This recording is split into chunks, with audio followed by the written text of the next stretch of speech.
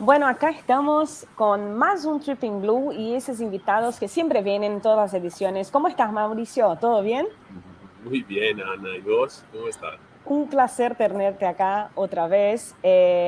Post visita a Tonello, que nos fuimos a Tonello en abril de este año, así que pudimos ver, tocar, testear, probar todo, todas las máquinas, Ciao. todas las tecnologías. Estuvimos con gente, con la familia Tonello, lo que creo que es casi más importante o con el mismo propósito que tiene Tonello con sus avances, es que eso realmente sea una grande familia y que la gente pueda estar junta, desarrollando, y eso me parece que se refleja en todos los avances que ellos hacen.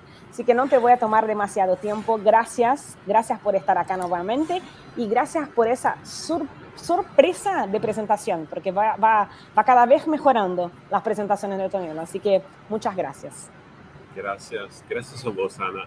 Pues hoy haremos algo diferente, ¿no? Porque durante las últimas ediciones de TRIPPIN'BLUE hicimos presentaciones de Tonello, hicimos un live workshop detenido y hoy vamos a presentar, primero no soy solo en la presentación, ¿no? Sino hay dos amigos y dos players muy importantes de la industria. Y así que, bueno, empiezo con una pequeña introducción del concepto que vamos a presentando hoy y luego voy agregando y añadiendo los protagonistas de la presentación conmigo. ¿Está bien? Perfecto. Bueno, yo te dejo para que puedas tener full screen y ya volvemos a vernos. Listo, gracias, Ana. Muy bien. Entonces, sí, obviamente creo que todos han escuchado uno de los fenómenos que en los últimos 2 años ha tomado muchas de las palabras de la prensa, de las personas, que es el fenómeno del nearshoring. Y dentro de este fenómeno, muchas empresas han empezado su trabajo en lugares en los cuales, de hecho, la producción faltaba en los últimos años. Sí que en Estados Unidos han nacido nuevas realidades, en UK otras y en Europa, por supuesto, también. Nosotros como Tonello hemos sido un protagonista importante y con mucho orgullo hemos tomado parte a esta revolución dentro del concepto que nosotros vamos presentando desde mucho tiempo, que es el concepto de la Laundry Revolution. La Laundry Revolution es nuestra visión de la lavandería del presente y del futuro, así como como la vemos nosotros. Una lavandería que debe ser simple, digital y automática, y una lavandería dentro de la cual el ambiente de trabajo tiene que ser un ambiente de trabajo en el cual los jóvenes, las personas, las figuras profesionales que han sido faltando durante el último periodo vuelvan a tener ganas de trabajar dentro de este ambiente. Y bueno, de hecho, eh, las dos personas que van a presentar conmigo hoy y a estar durante esta edición del TRIPPIN'BLUE son dos personas que han tomado muy en serio ese tipo de desafío, ese tipo de viaje, ¿no? Con nosotros. Y con mucho gusto le voy a presentar hoy Christian Kinnen, que es el Managing Director de la realidad que ha nacido en Francia, llamada Fashion Cube, y también Felix Holtgrave, que es el Managing Director de la realidad llamada 140 Fahrenheit, que ha nacido en Alemania y precisamente en Mönchengladbach. Así que, hi Felix, welcome. Hi Christian, welcome on stage. Hello, Maurizio. Hi, Christian. Hi, boss. Hi, how are you guys doing? Fine, thank you. Quite good. Thanks. Thanks a lot for joining us on stage today. We are very happy to do this with you guys. As I mentioned before, you are two very important players of this revolution happening worldwide, I would say, and you are representing two of the most valuable initiatives started in Europe, one in the northern part of France, with you, Christian, and one in Germany. Christian, if you agree, we may start with Felix, who is Sure. going to introduce a little bit the reality he is representing. Thanks a lot, Maurizio. First of all, it's a big pleasure for me to speak here in front of you guys. Saying thanks also to Anna, host of TRIPPIN'BLUE. I would like to start with a short introduction of 140 Fahrenheit. We see ourselves as an innovative startup in the textile and apparel sector, and we really want to revolutionize the conventional way of denim finishing, thanks to state-of-the-art laser washing and water recycling technology, and not just anywhere, but in the middle of Germany. And sustainability, digitalization, as well as social responsibility are our three success factors for our business model that is not only future-proof, but it's all forward-looking. And I think, as we all know, there are volatile markets, there are complex supply chains, and these two things require demand-driven production, short lead times, small batch sizes, and short distances to the point of sale. We want to lead this new way as a pioneer and want to really set new standards in the denim finishing, as well as in reshoring or local production. To be able to do this, let's say you need two things. First of all, you need a strong partner, and you need state-of-the-art technology.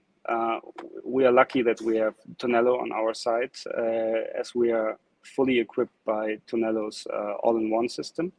So we are using only eco-free latest generation for the bleach. We're using no stone plates instead of permastones, and so on. And our aim is always to create authentic looks and washes that are 100% eco-friendly and sustainable.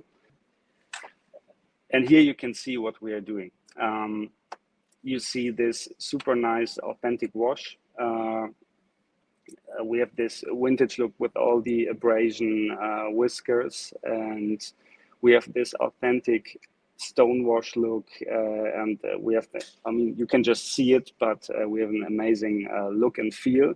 But we don't use permastones, we don't use PP spray, we don't use hyperchlorite to do this, thanks to the state-of-the-art technology. These are just some short facts about 140 Fahrenheit, and I think it's much more interesting to show the factory in a short live tour.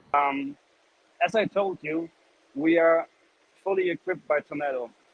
Therefore, we started with the G170, the small machine, because we want to build up the fully process from development, so we can do a single piece development, transfer it to the intermediate one, the G1 130, and then move over to bulk production. All our machines are equipped with the newest and latest technology. We are using no stone plates instead of permastones, and we really reach nice results. So some of our customers still cannot believe that we do not use permastones, which is quite nice for us. Felix, yeah. How much water do you use in average, more or less, if you can? Let's say it really depends on what kind of style we are doing. If we are doing a really light bleach, or if we do just let's say a dark rinse one. But as I showed you in my presentation before, we have this dark wash, but it was a really authentic wash. We used the ozone and water technology, and this garment had a consumption of around 9 liters after recovering around 44% of the processed water. Wow, wow, wow, super good. So as an innovative startup, you cannot use or you cannot do hand scraping, and therefore we decided to go for the laser mannequin Tonello laser. And what is really nice here is that we are able to do 360 degrees effects, so we can laser mark not only front and back, we can even laser the sides. And our customers really love the authentic vintage looks we can create. Now we ask Christian to rejoin us so that he may tell us a bit more about Fashion Cube, what Fashion Cube is doing.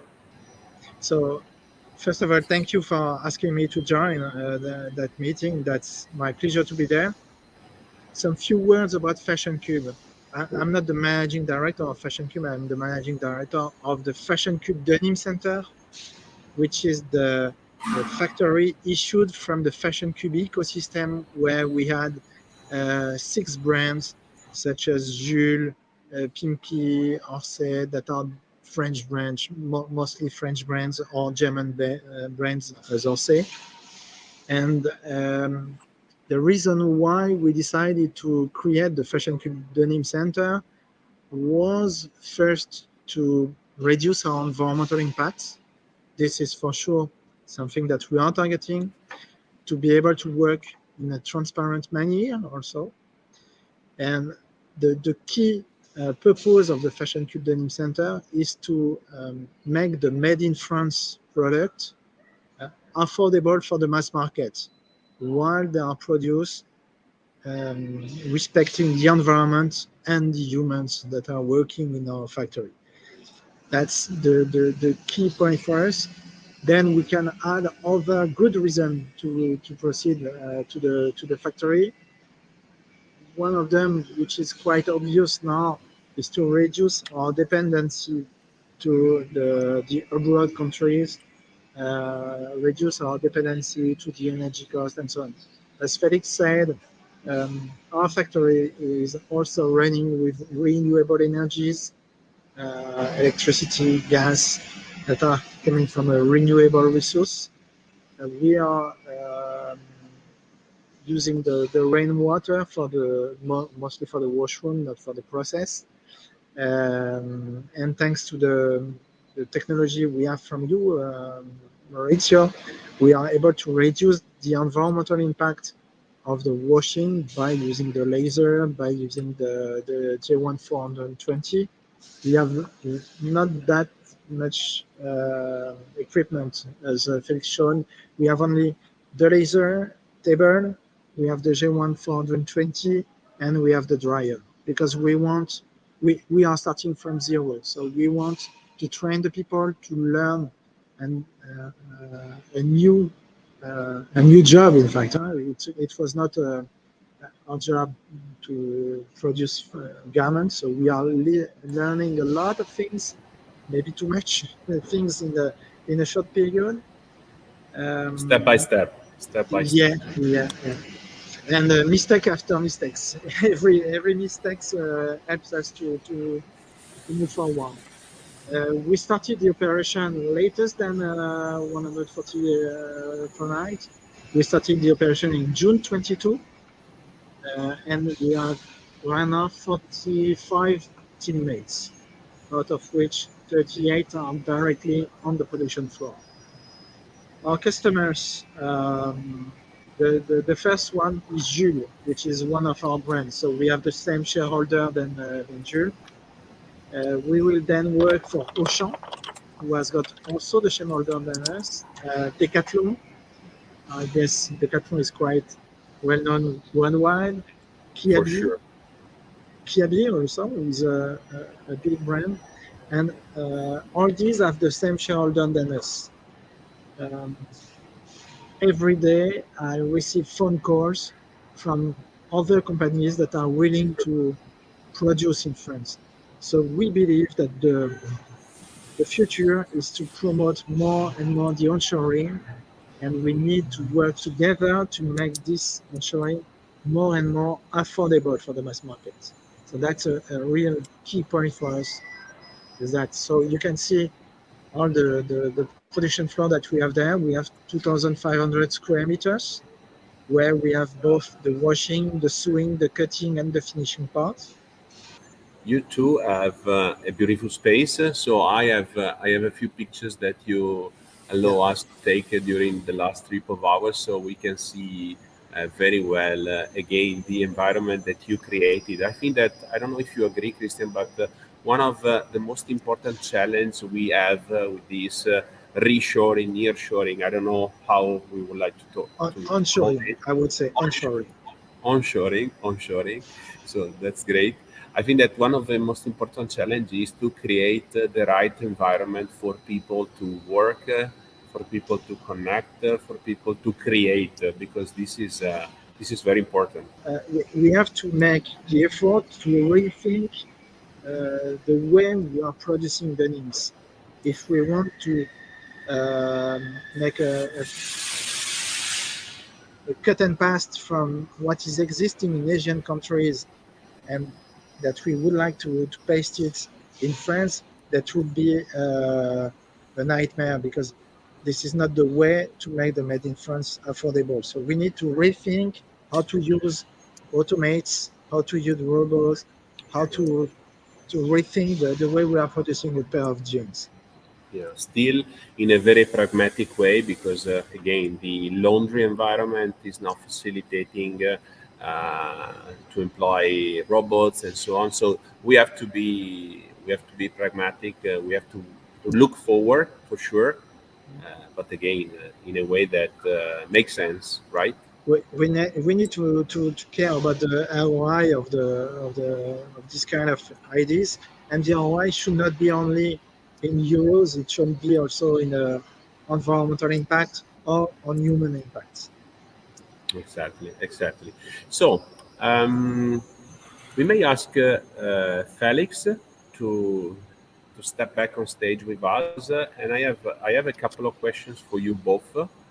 Do you believe that the people who are going to buy the garments produced in both the facilities that you have are really conscious and are really looking forward to again to find in their garments these main concepts about responsibility, sustainability, transparency, and so on?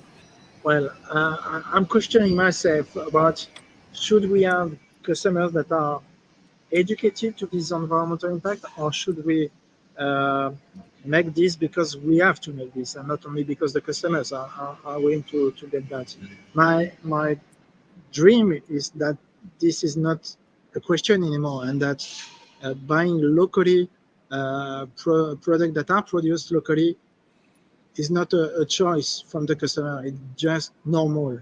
But for sure, we need to onboard the customers on that journey, because at least in the beginning, it will cost a bit more than the existing production. So we need to explain to the customer why we have this extra cost compared to other products. But I think one of our responsibilities is to manage that, because we are convinced we have to do that, and not only because the customer is wanting. There's definitely a huge change of the mindset about sustainability, about how garments are produced. And the other thing is,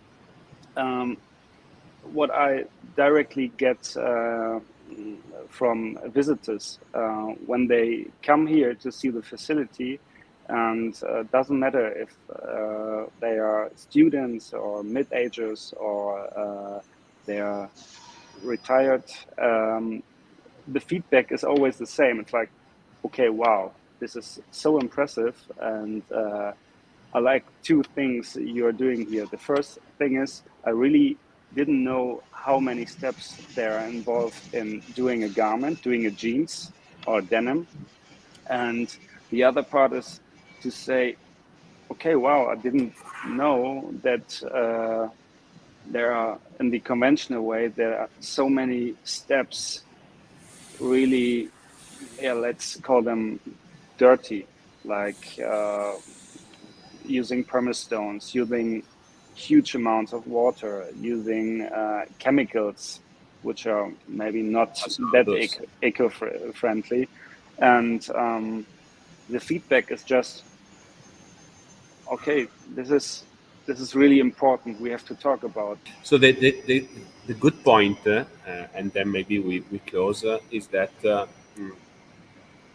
both companies, you are serving brands that are very demanding in terms of pricing. So you are taking the challenge in the most complicated way. So again, big congratulations for you, because one believe that, okay, I'm starting a reshoring project.